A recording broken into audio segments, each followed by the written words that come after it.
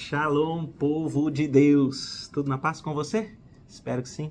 Espero que você esteja bem e animado para mais um momento de pastoreio, essa agenda diária do Senhor conosco. Queria te convidar a exaltarmos o nome do nosso Senhor. Nada melhor do que esse cântico, que diz exatamente: Ele exaltado, é o Rei exaltado. É por isso que nós o louvamos. Ele exaltado, o Rei exaltado nos céus, eu louvarei. Ele exaltado, para sempre exaltado, seu nome louvarei.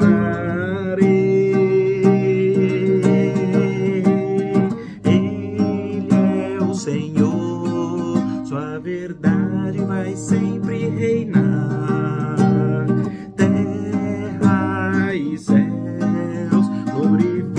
Seu santo nome, Ele exaltado, o Rei exaltado nos céus. Ele exaltado, o Rei exaltado nos céus. Eu louvarei, Ele exaltado, para sempre exaltado seu nome. Tu louvarei.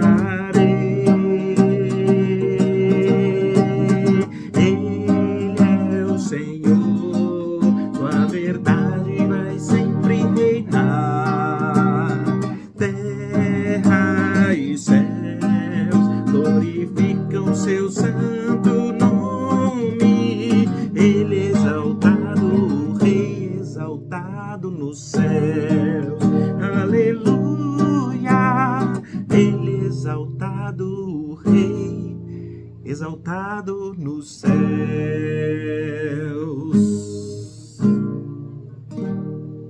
Seja sempre exaltado o nosso Senhor. Próximo é um hino que fala da segurança que nós temos. Temos uma segurança contra o mal, temos um abrigo no Senhor, temos a certeza de que perigo algum nos pode causar temor, porque nós vivemos no poder de Cristo, o Mestre.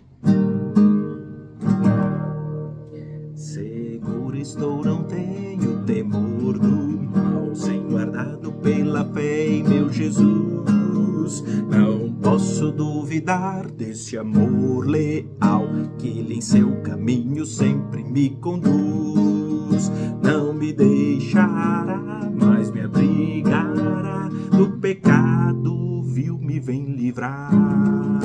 A sua graça não me recusará, sem Jesus é quem me pode sustentar. No poder de Cristo Mestre, minha vida salvo está.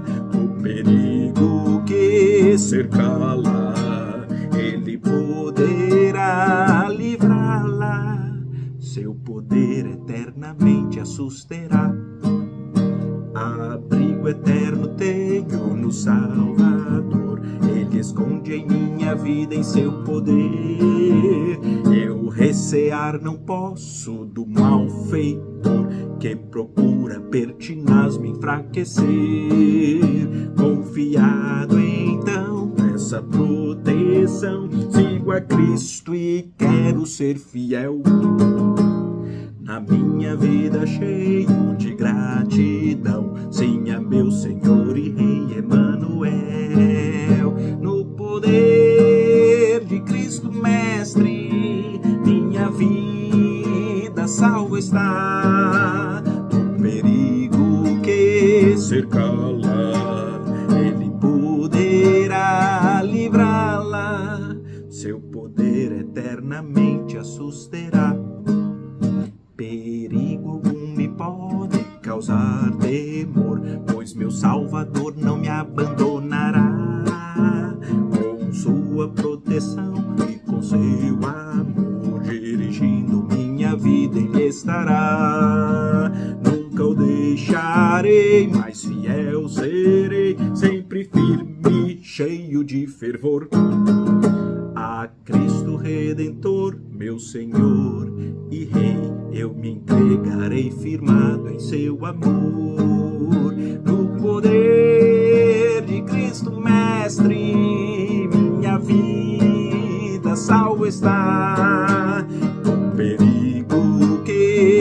tocá-la, Ele poderá livrá-la, seu poder eternamente a susterá.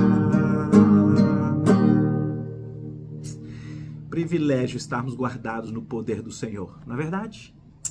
Próximo cântico é alguém que fala da transformação da sua vida quando ele encontrou o Senhor Jesus. Um negócio maravilhoso, muda até as afeições do coração, sonhos antigos já não valem mais. O que faz sentido é andar nos caminhos do Senhor, não é bom? Desde o dia em que aceitei Jesus, um mundo novo se abriu para mim. Não podia imaginar que Jesus fosse assim. Tantos sonhos nada valem mais. Os meus pecados eu deixei para trás. Quero andar em teus caminhos, Senhor. Nesse mundo revelar teu amor, como a chuva cai do céu, dando a vida onde cair. Quero ser um mensageiro a te servir. Há tantas vidas para salvar, se não for por mim, por quem será? Eis-me aqui, Senhor, eis-me aqui, Senhor.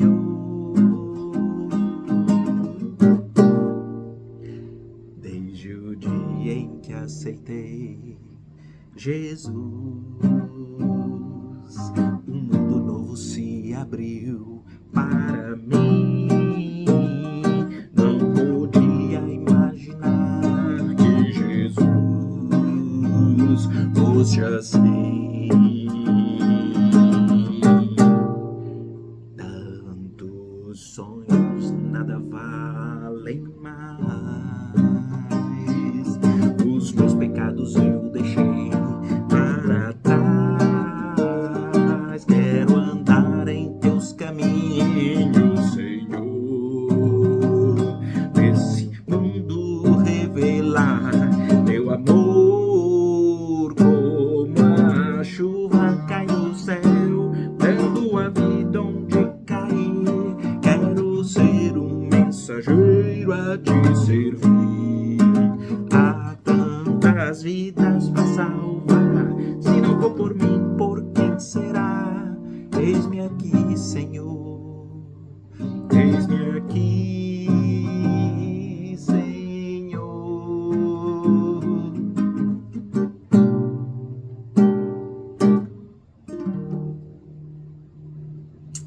Louvado seja o Senhor. Queridos, vamos para nossa agenda. Então, estamos no livro de Levítico, né? Esse livro extremamente desafiador, já comentei aqui outras vezes, né? Que algumas pessoas até desanimam em fazer a sua leitura completa, anual das Escrituras, quando chega em Levítico. Mas, na verdade, gente, lembrem-se daquele princípio. Às vezes nós é que temos dificuldade. Não tem problema, nós temos. A gente deve pedir discernimento a Deus, a gente não deve ter problema em pedir ajuda a irmãos que estão caminhando de maneira até mais amadurecida, mais tempo, para nós entendermos. A gente já tem um segredo. Existe uma lente, é a lente do Novo Testamento, da vinda do Senhor Jesus. Veja, expressamente no Novo Testamento é dito que todas essas leis cerimoniais, todos esses ritos, as festas, tudo isso era sombra daquilo que viria e que seria aperfeiçoado na pessoa do Senhor Jesus. Então é isso, nós temos que ler aqui, e esse talvez seja o grande aprendizado. Nós precisamos de alguma forma tentar extrair qual é o ensino espiritual que está sendo deixado. E não uma leitura literal a ponto de você ir a detalhes bem concretos, cerimoniais e fazer ilações que são equivocadas para o tempo de hoje, né? Por exemplo, nós já vimos sobre as questões das dietas, nós já vimos sobre as questões aqui cerimoniais, os próprios animais sacrificados.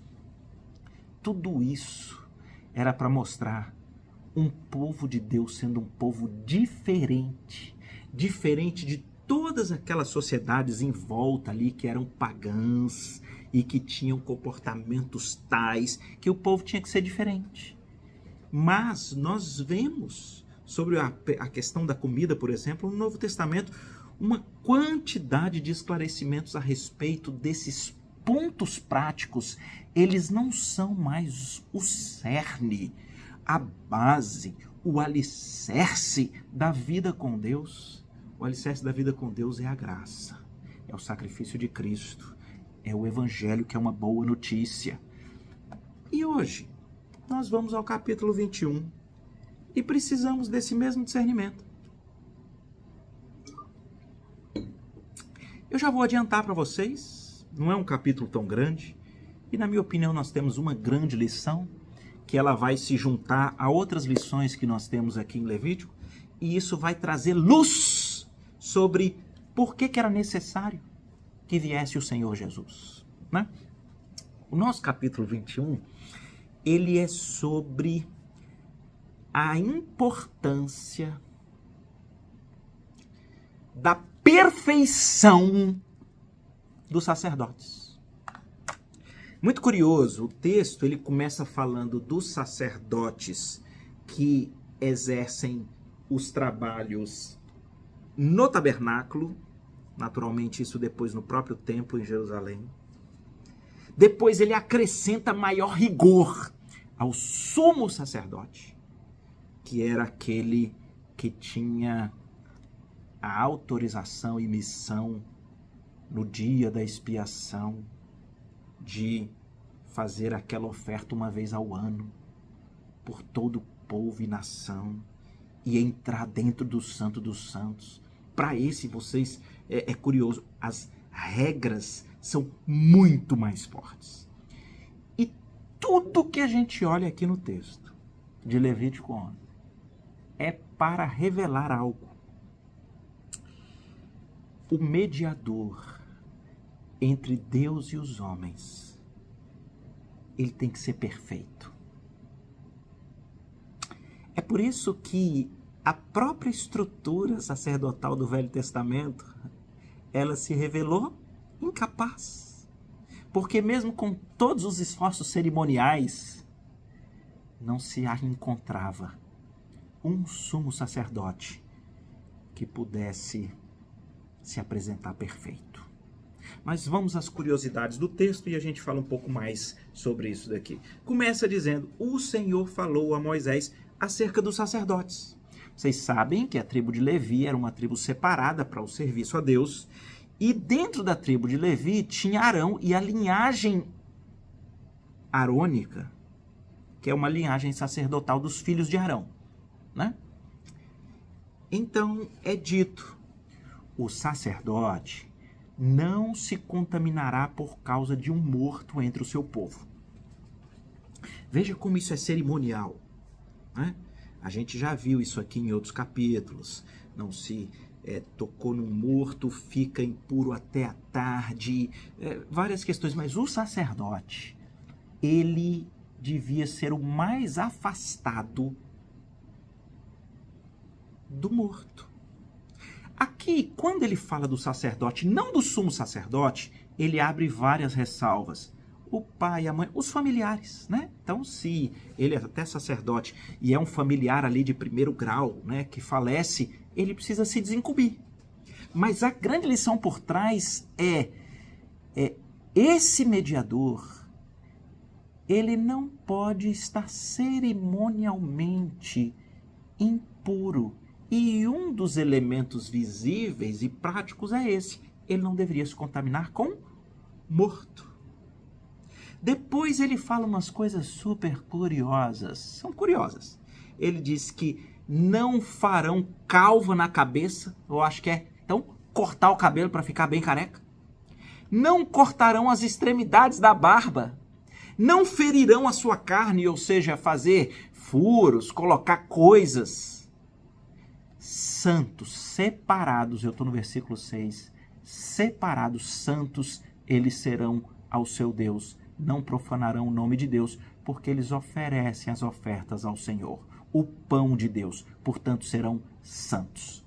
E vocês sabem que essa palavra santo, ela é ligada a algo que é distinto do resto, algo separado. E eu vi alguns comentários interessantes do porquê esses detalhes, não raspar para ficar careca, ou não cortar as extremidades da barba, não fazer furos na sua carne. E aí alguns comentaristas fazem algumas análises interessantes, porque eles mostram que aspectos como esses aqui eram comuns nas religiões pagãs. Corte de cabelo para tirar tudo, ou ferir, fazer furos, colocar coisas.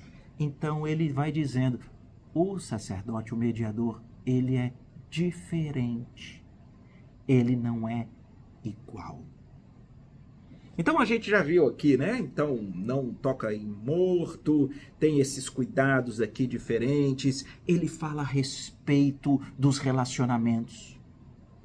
Ele não pode se envolver com prostituta, ele não pode casar sem ser com uma mulher virgem. Ele tem que se consagrar, e ele vai trazendo, sempre à medida que ele vai escrevendo aqui em Levítico 21, ele vai dizendo, versículo 8, portanto, o consagrarás, porque oferece o pão do teu Deus. Ele, o sacerdote, vos será santo, pois eu, o Senhor, vos santifico, eu sou santo. Então, o tempo inteiro a marcação, o princípio espiritual está aqui. Aquele que vai oferecer um sacrifício e aquele que é o mediador entre os homens e Deus, ele tem que ser diferente, ele tem que ser cerimonialmente distinto, santo, porque ele está na presença de Deus, fazendo uma mediação do povo com Deus. Ele agora, quando vai falar do sumo sacerdote, então ele vem falando dos sacerdotes em geral, vocês sabem, né? O sumo sacerdote, então, é aquele que é o único que pode entrar no Santo dos Santos uma vez ao ano. Ele aumenta, a partir do 10, ele aumenta as regras. Então ele fala que esse, então, não chega em cadáver nenhum. O outro lá ainda atuava com eventualmente situações, né, complexas, de um luto, de um familiar de primeiro grau. O sumo sacerdote não. Vejam cuidado, a questão é, muita gente lê isso e fica pensando, rapaz, então a Bíblia está dizendo que se alguém hoje trabalha num cemitério, não pode ter um relacionamento com Deus. Não, gente, não faça isso. Aqui está claro, ele repete o tempo inteiro que Deus é santo, vamos ser distintos, vamos ser separados. É um tipo de pureza cerimonial que está se exigindo. Aqui eu estou tentando dizer para vocês, o mediador entre os homens e Deus, ele tem que ser diferente e ele tem que ser perfeito nesse sentido cerimonial. Vamos continuar. De novo, tá? Os princípios, olha aqui no 12. Ele não sairá do santuário, não profanará o santuário de Deus, pois a consagração do óleo da unção de Deus está sobre ele. Eu sou o Senhor. Olha o princípio. É separado para mim. Tem uma unção distinta. Ele precisa ser diferente, precisa ser santo, cerimonialmente perfeito. De novo, ele vem falando sobre todas as regras de cuidados cerimoniais, de perfeição. Muito interessante, porque a partir do 17, ele diz assim, olha, veja como é que é o princípio espiritual. Ninguém dos teus descendentes, nas suas gerações, em que houver algum defeito, se chegará para oferecer o pão do céu. Aí ele repete, versículo 21, nenhum homem da descendência de Arão, lembra que a linhagem sacerdotal era dentro da tribo de Levi, mas a linhagem sacerdotal eram dos descendentes de Arão. Nenhum homem da descendência de Arão, o sacerdote, em que houver algum defeito, se chegará para oferecer as ofertas queimadas ao Senhor. Ele tem defeito, não se chegará para oferecer o pão de Deus. Ele comerá o pão do céu, tanto o Santíssimo como o Santo. Curiosidade. Então, se é da linha sacerdotal e ele tem, então, algum defeito, ele participa do relacionamento com Deus. Olha o 22. Come o pão do céu, tanto o Santíssimo como o Santo. Mas, olha o 23. Porém, até o véu não entrará, não se chegará, porque tem defeito, para que ele não profane os santuários, porque eu sou o Senhor que os santifico. Aqui deixa eu fazer um pequeno parêntese. Alguns, quando leem aqui essa parte, de novo, fazem uma leitura equivocada. Eles dizem assim, meu Deus, então Deus não gosta ou não aceita o deficiente. Isso é algo, então, que Deus diz que não aceita, não é bom para estar na presença de Deus. Você está perdendo a essência por uma leitura superficial. Nós já falamos e ele explica aqui. Existe um princípio. E o princípio é muito singelo. O princípio é: o mediador entre os homens e Deus, ele tem que ser perfeito. E essa questão de defeitos, como por exemplo cego, surdo, vocês verão que os profetas, eles interpretam isso como sendo algo que revela um defeito espiritual.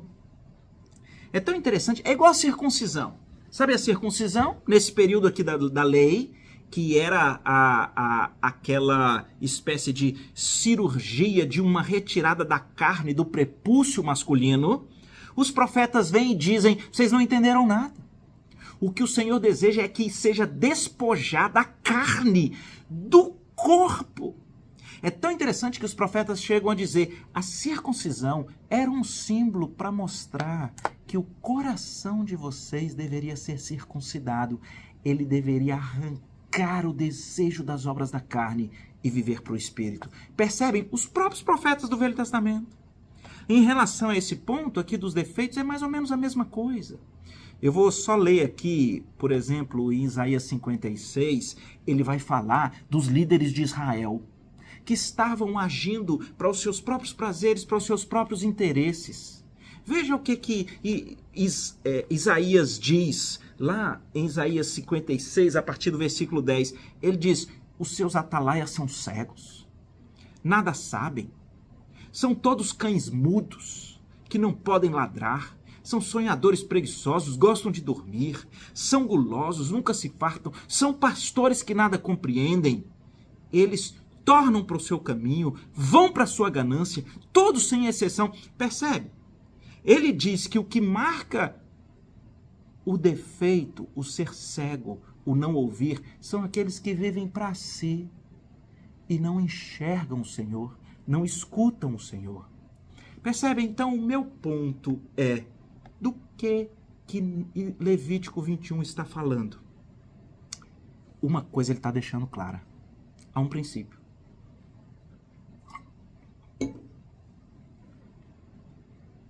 O mediador,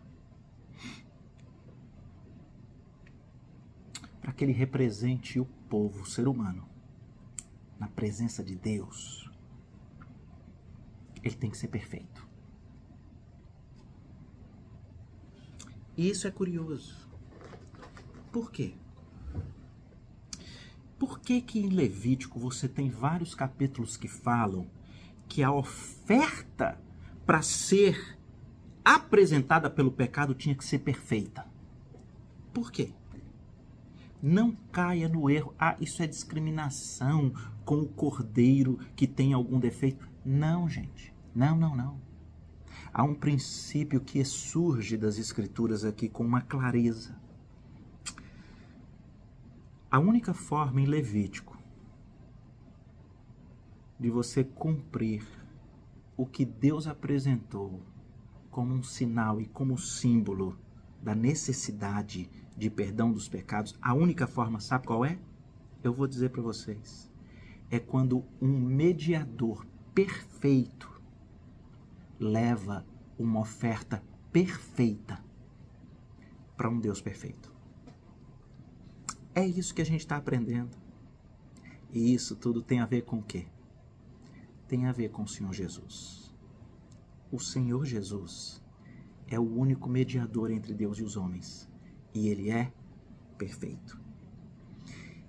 E a única oferta que ao final pôde de uma vez por todas representar um sacrifício capaz de trazer o perdão de pecados foi uma oferta perfeita. Jesus é o mediador perfeito e a oferta perfeita. Louvado seja Deus! A gente consegue entender com uma clareza enorme. A gente vai lendo o Levítico e a gente fala assim, estou entendendo, o Senhor era didático. Ele foi mostrando a oferta tem que ser perfeita, o sacerdote tem que ser perfeito, e isso tira uma dúvida de muitas pessoas. Sabe qual é? A dúvida é, Jesus tinha que ter vindo. Não adiantava ser só um profeta. Por que João Batista, que era o primo de Jesus e era o profeta, a voz do que clama no deserto, ele não podia ser, ao final, esse mediador entre Deus e os homens? Não! Porque todos os nascidos de mulher, conquanto João seja uma pessoa maravilhosa, pecador, não é perfeito. Mas se era só porque então alguém tinha que morrer pelo pecado dos outros, por que não escolheu alguém para poder morrer pelo pecado dos outros? Porque tinha que ser um perfeito. Não pode ser um ser humano como nós. Se eu morresse pelos meus pecados, não seria suficiente para uma condenação plena pelos meus próprios pecados. Sabe por quê? Porque a própria oferta é imperfeita. No fundo, o que a gente aprende em Levítico é que Jesus tinha que vir para ser o único mediador perfeito entre Deus e os homens e para ser de uma vez por todas a única oferta perfeita que tira o pecado do mundo. Eu gosto de citar o que nós encontramos lá em Hebreus, porque Hebreus nos ajuda a colocar as lentes adequadas para entender Levítico. É Hebreus 9, no versículo 11, que diz: quando, porém, veio Cristo como sumo sacerdote, mediante o maior e mais perfeito tabernáculo, não feito por mãos humanas, quer dizer, mãos desta criação, não por meio de sangues de bodes de bezerros, mas pelo seu próprio sangue, ele entrou nos santos dos santos, uma vez por todas, tendo obtido a eterna redenção. Louvado seja Deus! Preste atenção, quando esse ensino chegou na plenitude dos tempos, que é a vinda de Cristo, tudo foi esclarecido. Nós precisávamos de um sumo sacerdote perfeito. Ele veio, é Jesus. Mas nós precisávamos de uma oferta completamente perfeita. Ele veio, é Jesus. Mas essa oferta, ela teria que gerar derramamento de sangue perfeito para que nós de uma vez por todas fôssemos redimidos, salvos, perdoados dos nossos pecados. Jesus veio perfeito, foi o mediador perfeito, deu a sua vida perfeita e o seu sangue vertido perfeito obteve para nós eterna redenção. Eu vou ler de novo, isso é espetacular. Quando, porém, veio Cristo, como o sumo sacerdote dos bens já realizados, ele veio mediante um maior e perfeito tabernáculo, não feito por mãos humanas, mãos desta criação. Não foi por meio de sangue de bodes e de bezerros, mas pelo seu próprio sangue. Ele entrou nos santos dos santos, uma vez por todas, tendo obtido a eterna redenção. Aí o versículo 15 de Hebreus 9 vai dizendo: por isso mesmo, ele é o mediador da nova aliança, a fim de que, intervindo a morte para a remissão, o perdão das transgressões que havia sobre a primeira aliança, recebam a promessa da eterna herança aqueles que têm sido por ela chamados. Queridos, você tem sido chamado pelo Senhor Jesus? Você tem conseguido compreender que os seus pecados, eles requerem, demandam, exigem condenação? Você já entendeu que um Deus justo, ele não pode compactuar com o meu e com o seu pecado? Agora, você já entendeu que sacrifícios humanos, sacrifícios temporários, qualquer tipo de sacrifício que você realize, ele não é suficiente para você ser aceito diante de Deus? Cuidado com aqueles raciocínios, mas eu já fiz tanto sacrifício para Deus, ou eu já ajudei tanta gente, eu já fiz tantos sacrifícios. Não. A Bíblia diz que é um espírito quebrantado e um coração compungido que o Senhor requer, não são sacrifícios e holocaustos. Não é sangue de bodes e bezerros. Um coração compungido e contrito, ele sabe, não tinha esperança para mim. Porque se o Senhor só aceita uma oferta perfeita, eu não tenho nada para entregar. E se é necessário que haja um mediador perfeito, eu não sou perfeita. No quebrantamento, os seus olhos encontram o Senhor Jesus. Ele é o perfeito, que se entrega como oferta perfeita, na presença do Deus perfeito. Sabe para quê? Para que pelo sangue de Cristo você seja tornado perfeito.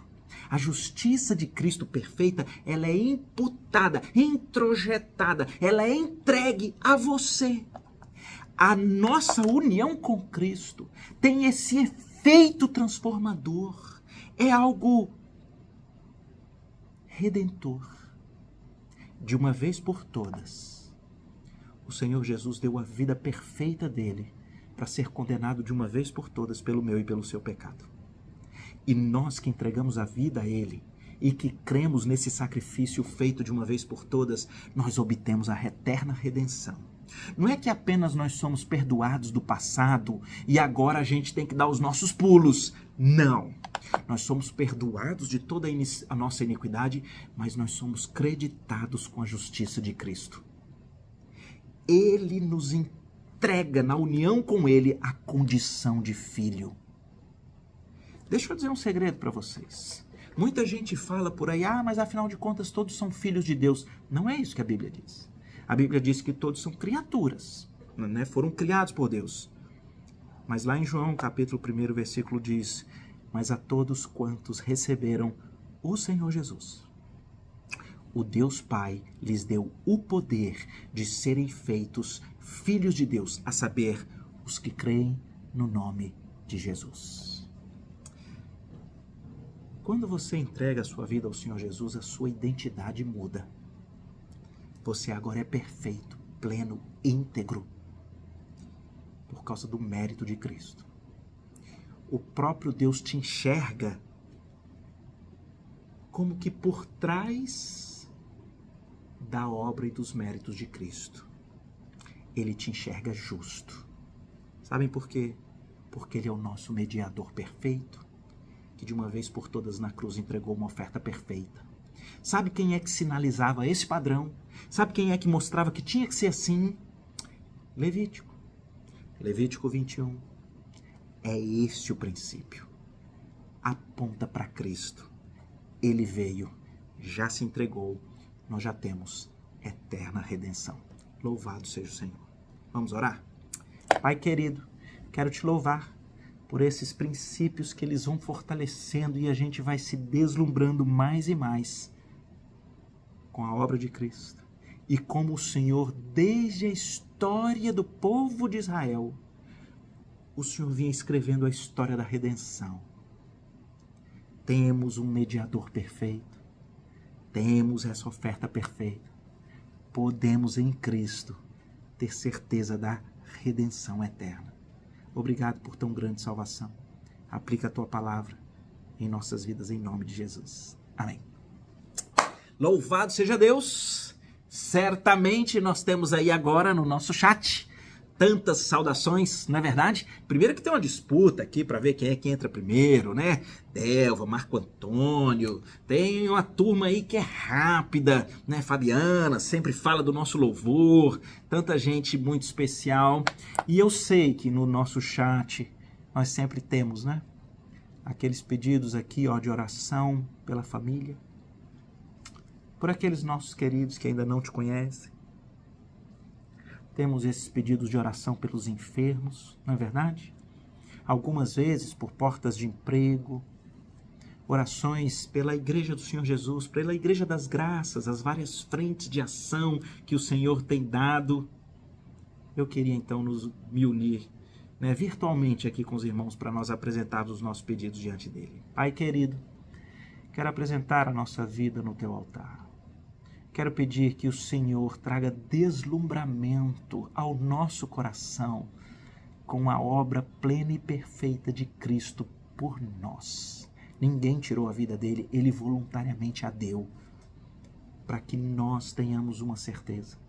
Em Cristo, nós temos a convicção, nunca mais seremos abandonados pelo Pai.